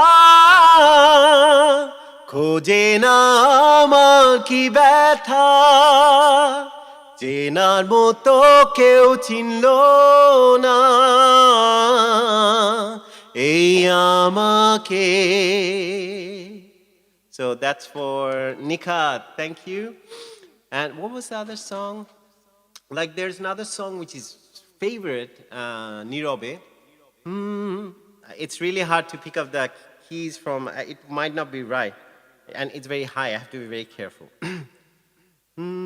দিশে হারায় হৃদয় আমার বড় কষ্ট পেয়েছে বারে বারে আমায় শুধু প্রশ্ন করেছে কেন যে তোমাকে জড়ালাম আমার জীবনে সুখের আশা দিয়ে শুধু দুঃখ দিয়েছি অপবাদ দাও আমায় যেন জ্বলে জ্বলে হারিয়ে যায় অভিশাপ দাও আমায় যেন নীরবে ফুরিয়ে যায় নীরবে আশা ছিল সুখী হব তোমায় কাছে পেয়ে সুখী আমি হয়েছি ঠিকই শুধু তুমি বোঝনি অপবাদ দাও আমায় যেন জ্বলে জ্বলে হারিয়ে যায় অভিশাপ দাও আমায় যেন নীরবে ফুরিয়ে যায় নীরবে. Thank you. Oh. Oh my God, Lots thank of people you. giving beautiful love hearts and thank yous. Oh, okay. He knows better than I mean. Definitely, as I was saying, I'm not really good at his solo songs. And there was a time when I stopped listening to Bangladeshi band songs. I concentrated more because I was into learning Western music and everything. Okay, they can hear and Amare, what is it? Duti Mon. I don't know about that, but Hashte Dakho. Neha says, oh, Neha is here as well. Hello. Hashte Dakho, one of my favorite from AB. I am now, I have, let's do this so people can hear us because I'm using a different mic. Oh, sorry. Shifat says, your voice, bhaiya. Oh, thank you. Shifat, very sweet of you. And Akhon Onekra. এখন অনেক রাত খোলা আকাশের নিচে জীবনের অনেক আয়োজন তাই আমি বসে আছি দরজার পাশে lyrics I couldn't I remember Neha had sung that song on a TV show and I played with her. Nice. Akhon Onek Raz, one of my favorites, teaching my daughter this one. She falls asleep too. That's so sweet. That's nice. And Arif Rahman, I remember records from CTG. Oh, yeah. I mean, we are getting into this conversation. I'm definitely going to turn on our mics, turn this one off. So, what Arif is, Mitul is saying, sorry. I'll remember records from Chittagong always because they have introduced me to a great band, Saigon Kick. Oh my God. Yeah, I remember that. Amazing band. Amazing band.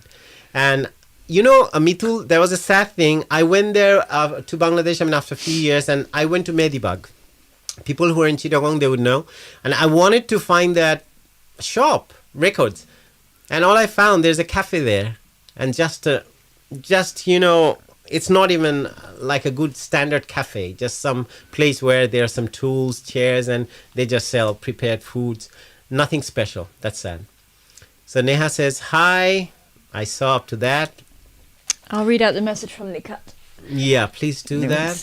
One second. And Selena, okay, Selena is crying apparently. Oh, Selena, I'm sorry. I didn't mean to make you cry.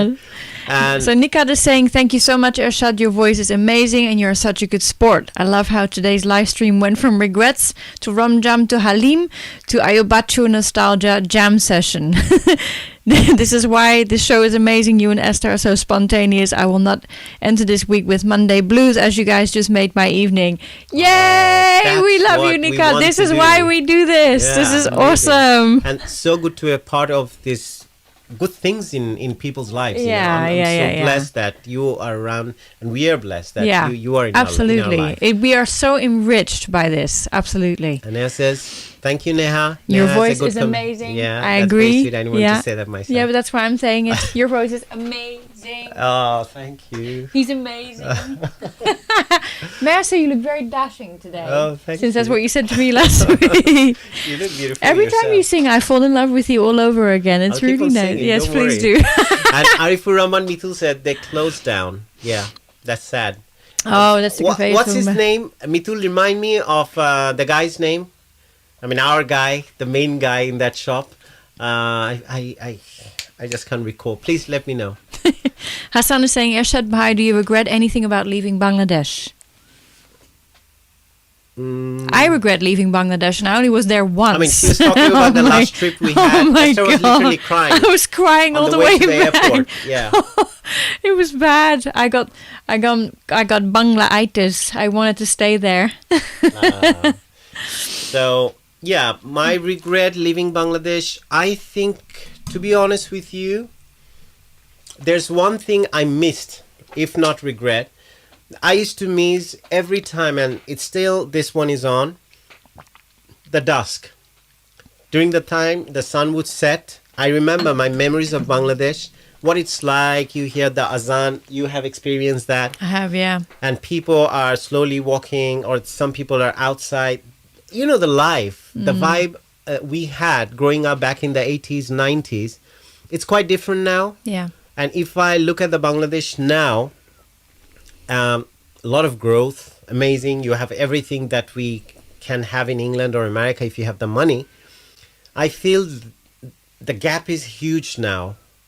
between different classes. That's one problem, and it saddens me. And also, we are proud of our hospitality. I mean, I've seen growing up. I was telling one of my friends today. He was like, "Really, in Bangladesh you do that?" And he's in his late 20s, so he's a millennial. I said, "Look, I grew up in the 80s. No one would say you're coming to your house. They would just turn up. And my parents would always be ready with food. I mean, still is there in Bangladesh, but things to a certain extent, some parts is changing when you make an appointment that, okay, look, guys, I'm coming to your house. Are you free on this day at 7 o'clock or 8 o'clock? But still, I mean, when we're in Bangladesh, you saw people turning up at 10:30 or 11 o'clock at night. I was a bit growing up. I mean, now spending so many years here, I was like, what? People are coming in your house at 11 o'clock? I'll ask my dad. And I was not really happy. Anyway, but the thing is, our hospitality, things are changing. And I feel people are tense more. They're a bit restless, more competition now. I recall our Independence Day was amazing. You wake up in the morning, everywhere, big mics, they're playing. It's just, blurting out this big, all music, patriotic songs and everything. And people had less of feeling of competition, inferiority complex, things like that, because you didn't have social media. Everyone had like, okay, we don't have that, we are happy. You have that, good for you. But now it's like, okay, I don't have it. I'll be jealous of that person, or I have to get there. I have to kill myself to get there, do whatever. I have to, trade my soul. So that's the kind of thing. So now what it's like, to be honest, I don't regret. But I want to bring back something nice from here, or the lessons I've learned and from my memories I share. And I want to get those things back in Bangladesh. I talk to my friends, I tell them. And this is why I started Knowing Who You Are, to be honest. Because when I came back from Bangladesh, it was during the lockdown last year. And that's when I was telling Esther that I want to do something. I want to bring those ideas of life, happiness, success, true success, and how I can help people so they don't feel that restless. They don't feel that competitive, that they have to gain that. What he's having, I have to have that. What she's having, I have to have that. I mean, this kills you. It kills your happiness. There's so much, there's so much good everywhere in Bangladesh. So I want people to see that and also respect the culture. We are so rich in culture, but we are forgetting it. So that's one thing. So thanks for the question. It's a long-winded answer, by the way, but couldn't give any shorter, I guess. Let's see. God, we got a lot. Okay, and Selena says, can I request everyone to write the best Bangladeshi singers, musician? All this is new to me. Yeah, Selena is a big fan of Bangladeshi music. Please do that. Listen to her request. Neha Karim, okay, she's laughing. She said, haha, Esther, I think he said. That's because I was like, I love you, I love you, I love you. And I forgot, we'll ask Russell Hawk. Yeah, Russell Hawk, amazing vocalist, one of our contemporaries, our friends. They had this band called Demons. There were two bands growing up at the time. Our friends, they started this band, Demons, and another one's Dewdrops. Two bands. They used to do... Dewdrops? Dewdrops. Dewdrops, wow. Dewdrops, they used to do all English covers, heavy metal, hard rock, and people would go headbang. And I had one of my classmates, she's a doctor now. Yeah. And many people, Mithul, you might know her. The girl, I mean, she might know it too. If she gets to see that, Chapa, that's what her name was. She would go there and she would do like this. She had short hair and she would just cover. So I said, oh my God, even I'm not headbanging, but this girl, look at this rock chick and she's headbanging. But now she wears a hijab and she's a doctor. Oh, well behaved. Wow. And Neha Karim, Miss Naval Beach and Sunset Point. In Chittagong. Right. Naval Beach is the, sea beach we all know. That's the amazing place we have in Chittagong. It was, I mean, it was one of the go-to places at least 5 days a week. My dad would come from, his business, then he would come back. The good thing was that he was in charge because he had his own business, so garments. So he would come back, he'd give the responsibility to other people, and they would come say, okay, get dressed up, and we would get dressed up, and then we would go to Sea Beach and have fun. Nice.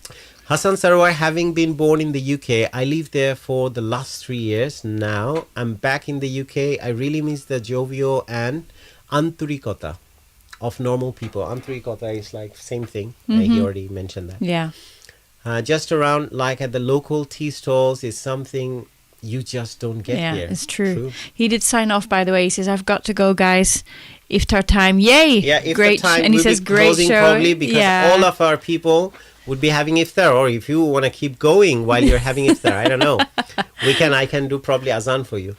I don't think we can ever totally leave a place. We are one world. True. Yeah. And wherever we go, the roots are too strong. Yeah, that's very true. true. I mean, that's why I'm talking about Bachu Bhai. That's why we're talking about iftar, Ramadan, everything. Yeah.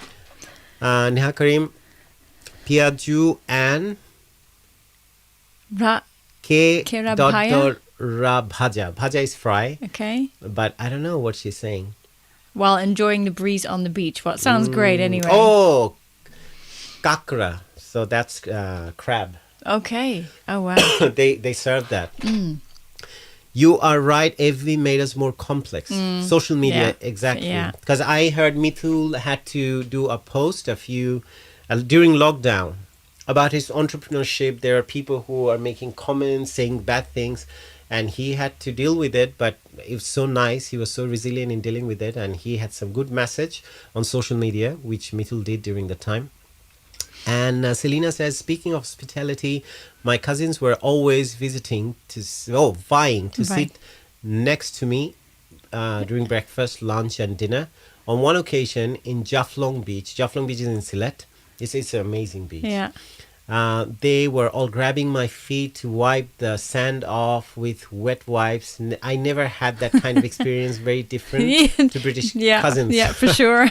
Yeah, the love you get and the care, even from friends. Every single friend, you can vouch for it. Yeah. Like all my friends, how they treated you, treated me. Like Manik, he logged in, and I have to mention again, he said, Ershad, next time we're going to see you and give me the size of your size of your jeans. So I'm going to get you and Esther a pair of jeans. Yeah. Amazing. But also made us connected from different parts of the world. Yeah, true. That's true. Yeah, very true. Amazing. I mean, that's the best part of social media. So we just have to know how we will use this blessing and put it to good use. And definitely networking. Many people are doing digital businesses, and it's helping them. Yeah. And Russell Hawk here. Oh, Russell Hawk joined. Oh, yeah. Look at that. Nice. He says, thanks, Ershad Alamgir. Nice to know what was going around among the crowd then. Those were the days. I joined Dewdrops too lately. Now having fun with Drohokal. I mean, the Dewdrops, my friend, one of my closest friends, Sarim Shanjit Mishuk. So he's the drummer there. And he and Russell Hogg, they started the band, and this band is called Drohokal. And Russell sings as amazingly as ever, and Sanjin is playing as amazingly as ever. Yeah. I mean, I remember Mishuk, the drummer I'm talking about of Dewdrops. I don't know if he played for Dewdrops ever, but he was in Demons, which Russell Hogg was the lead vocalist there. Fantastic. And I still remember there's some pictures I have to show you later on. Yeah. And Russell can probably post in the comments one of his pictures. So Sanjit used to listen to a lot of Hindi music during high school days. Yeah. So Bollywood music. Yeah. And one day he came, and I saw that he's just practicing drums on his thighs, and he was just doing the class. Take 2 small ballpoint pens. Icono ball pen, you guys might know. So he used to play, and I was like, what's going on? He used to listen to Bollywood music. Someone had introduced him to this Metallica and heavy metal song. Oh my God. Then I went to their concert. I saw Russell there. Sanjit was playing. And I'm like, oh my God, what am I listening to? Yeah. And they are so good. Wow. That's awesome. Great, man. Oh, there we go. The man is here. Oh, the man is here. Yeah, that's Russell Hawk.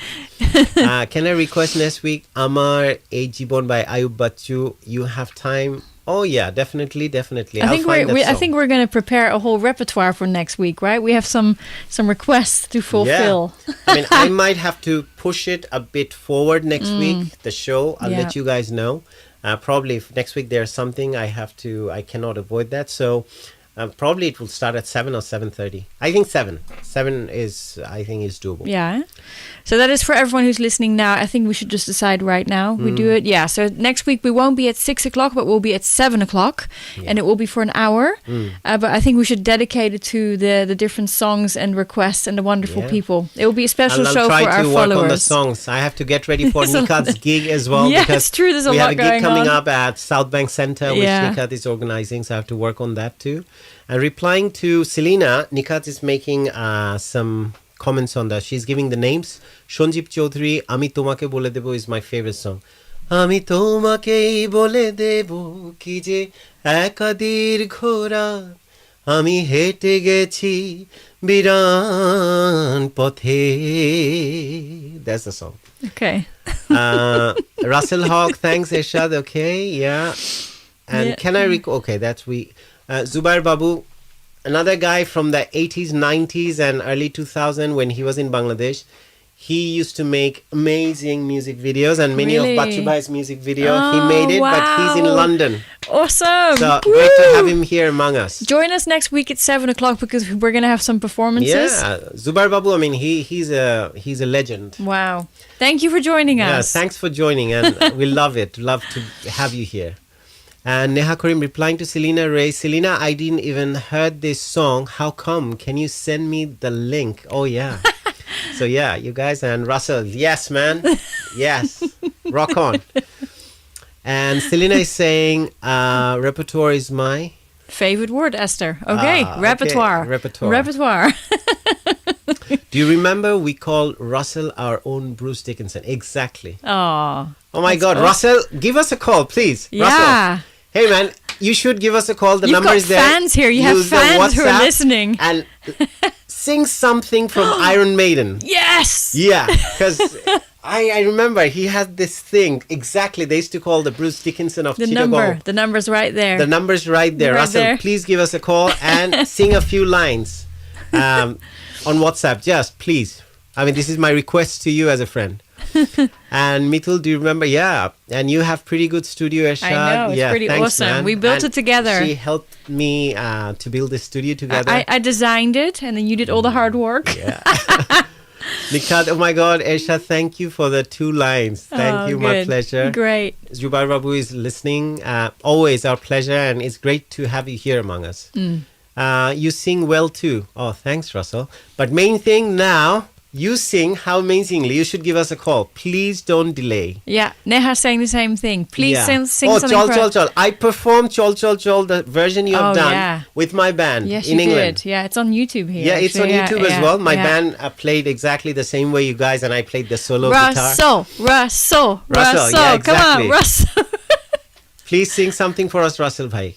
Yeah, so Neha is saying, so everyone is saying, Russell, just pick up the phone. Come on, man, you can do it just few lines. I know probably you're fasting, but I think you still can do a good Bruce Dickinson.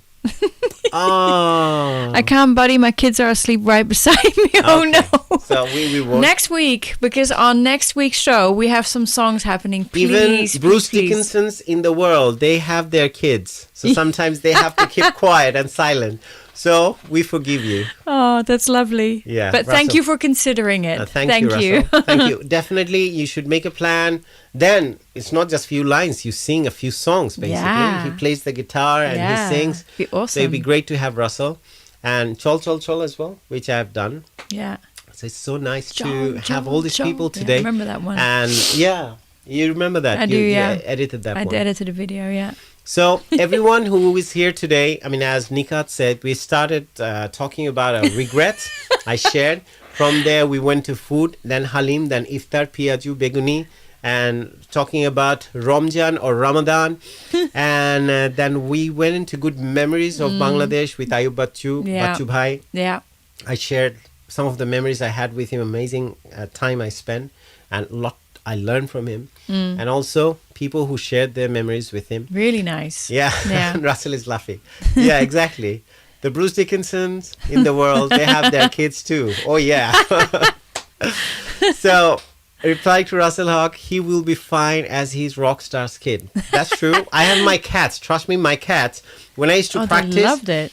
That's the time my cat would literally fall asleep. So would my dog. Same thing. Every time I used to practice, I don't know if I bored them to death or it was really soothing for them. No. If you see the videos, they're all like all over you. So they loved it. Oh, we will perform live Chol Chol Chol from Drohokal. We are planning to do so. Nice. Amazing. Awesome. Are you doing it the same way? Because the first time I played the solo, it was with an orchestra. It's a jazz orchestra. I said, I'm going to sing this song, and they had learned the song with me. And I played the same solo that you guys have on tape. And the guy was like, oh my God, Ershad, such a great solo, man. You played amazing solo. I said, well, you have to give the credit to the guy who composed it. I don't know if it was Shagor or Chintu. They had done this. They had two guitarists. And I remember an interesting thing. I spoke with Shagor a lot. He was buying his guitar in America. We used to chat during the time. He said, Ershad bhai, shall I buy this or that? And then I went to Bangladesh. My cousin's friend, Shagor, he's a very good guitarist. I mean, he's in Drohokal as well. So I came into the room. He was sitting there. We were supposed to have iftar together, break our fast. It was during Ramadan. And he looked at me. He was silent. He was like, oh my God, you're here. I still remember his impression. Almost the same. Next time I go to Bangladesh, I want to explore properly Old Dhaka, Chittagong. Definitely, yeah, you should. will. There's a lot to should. see. Absolutely. And we Chittagonians, we have a lot of things to be proud of. Yeah. So the Dhaka, yes, definitely. I mean, they're the capital. All great things happen there. And also, we follow suit. But I got to Kumar Bushajit, Topun Chaudhary, Souls, all the great things that happened. All the great names, all the bands, they're from Chittagong. Awesome. Well, Russell was saying, I'm eager to see your rendition of Chol Chol 2. Oh, yeah. It's really, how do I do that? Chol Chol Chol. I mean, yeah, definitely. I would love to do that. Suddenly, just out of nowhere, it's really, and he sang it. So he set a bar. I had to just do that part because I remember we used to do amazing things. Let me tell you something. Because there was a part when the whole band, my band was all white musicians, so they don't speak Bengali. But all even Brett, who's in New Zealand now, Yeah. So we all used to do this chol chol chol chol chol chol. So they used to sing chol chol chol. Yeah, I remember that. Then there was a point, oh,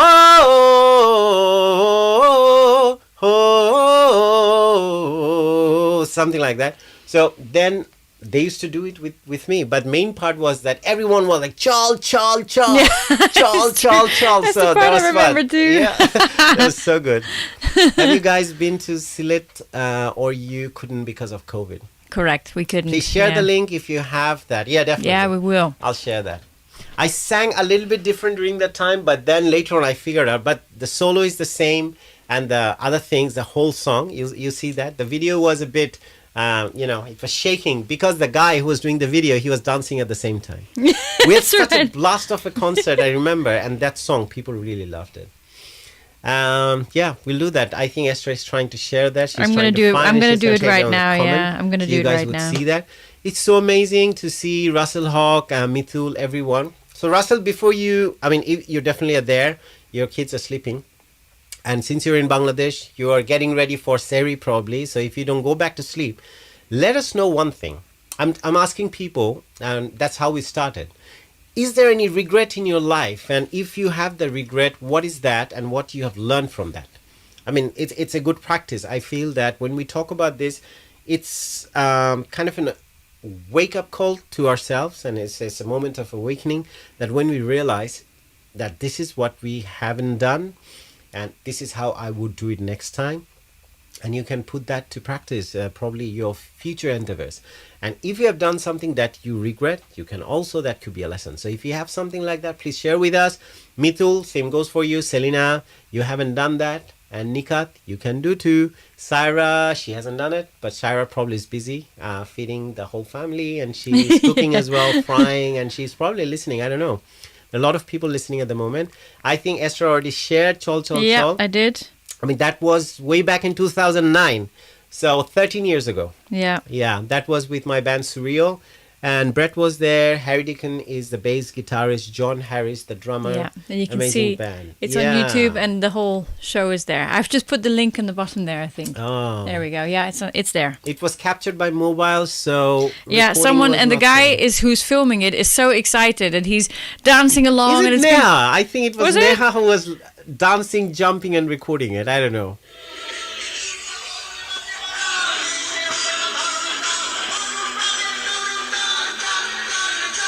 Yeah. Let's play that. Yeah. Yeah. Yeah. No, it's,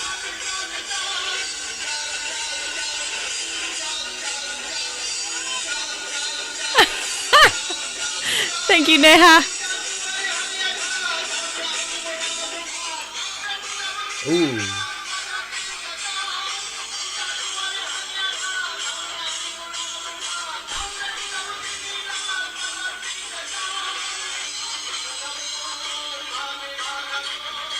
Let's just play on your system. Can we do that? Yeah.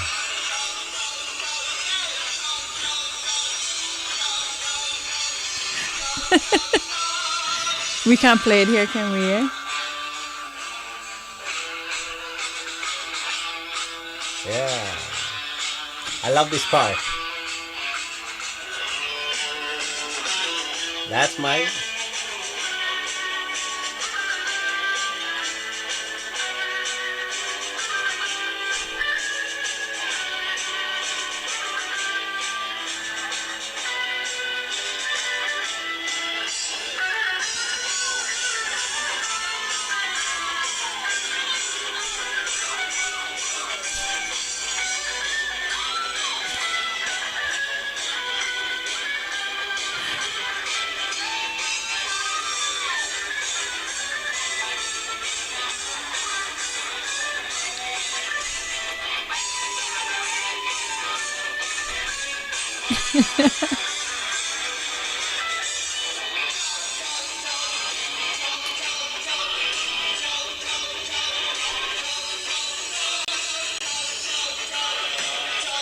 I think now we go to that part.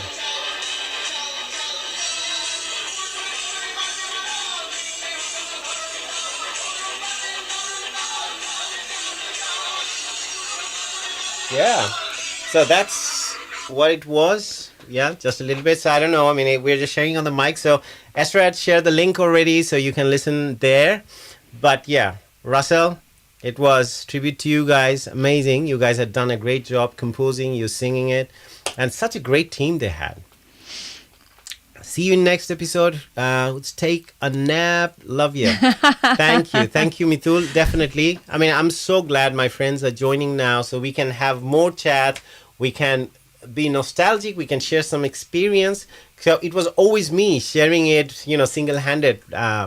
My memories of the 80s and 90s from Bangladesh. Oh, he says to you, wow, nice cover of the guitar solo. You nailed it, man. Oh, thank you, man. Thank you. Yeah. During that time, trust me, I was like, oh my God, what have I just signed up for?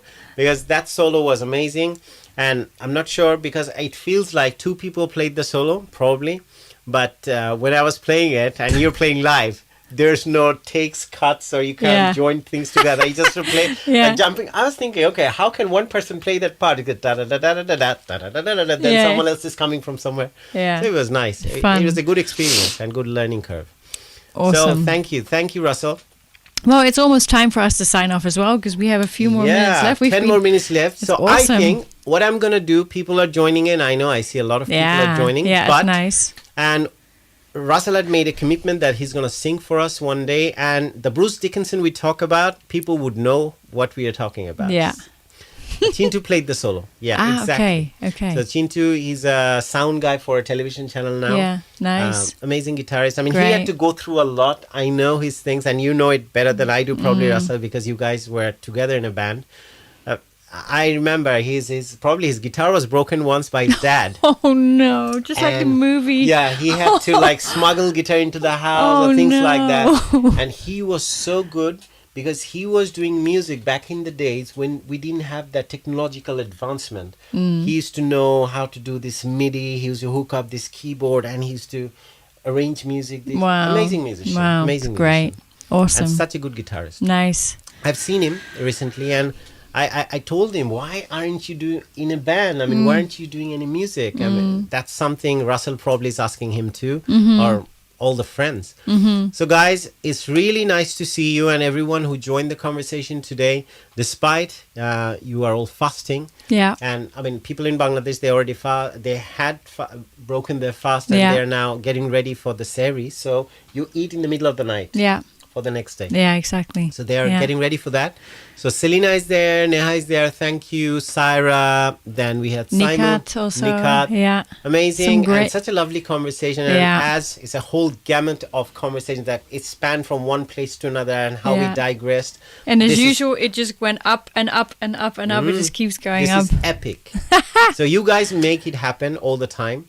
And Nikat is sharing finally because she's finished cooking. She said, I made stir-fried rice for iftar instead of the typical delicacies, eating that and watching this. I will watch the video properly later. Thank you for a great show. No problem. And thank you for your input as well. Our pleasure. Our pleasure. So thanks to everyone who joined us today and joined the conversation and your inputs and everything. And also people who made commitments for later date, for probably treating us to some Halim dates, and people like Russell, who said he's going to sing. Yeah, be and awesome. Also, I made some commitments. I have to learn a few songs. Probably have to take notes after that, going through the comments, because I have to remember. Yeah. So thanks a lot.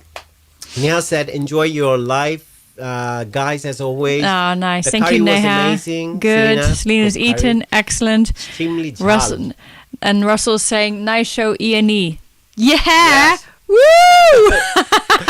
All right, on that note, so everyone have a great time. See you next week, as I was saying. 7 o'clock. 7 o'clock, not 6 o'clock. All right, so have a great rest of the evening, and also wake up, rock on.